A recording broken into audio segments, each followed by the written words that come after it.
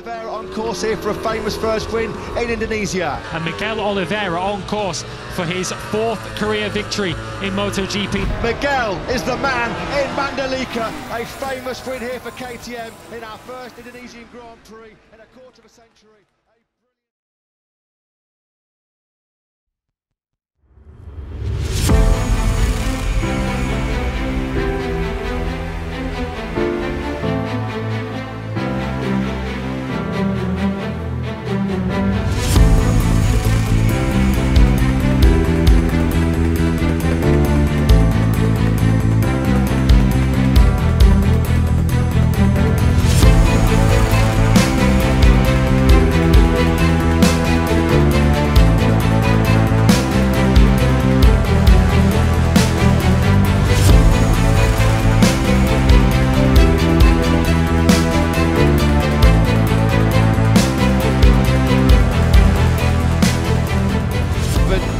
Later than we expected, but better late than never. Delayed on the lights, the red light comes on, and we are underway here. MotoGP action underway in Indonesia.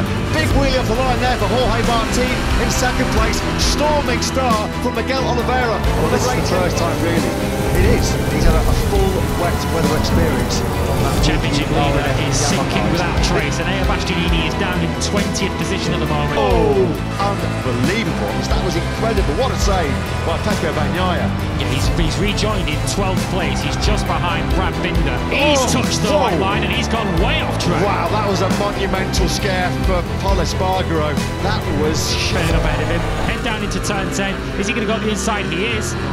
Yeah, he's worked that move. He's looked at that move a couple of times. He gets him way too hot. They've got to be careful. This rider on track was Fabio Quartararo. He's certainly growing in confidence in his wet conditions. Career, but Bastianini can't find a way through.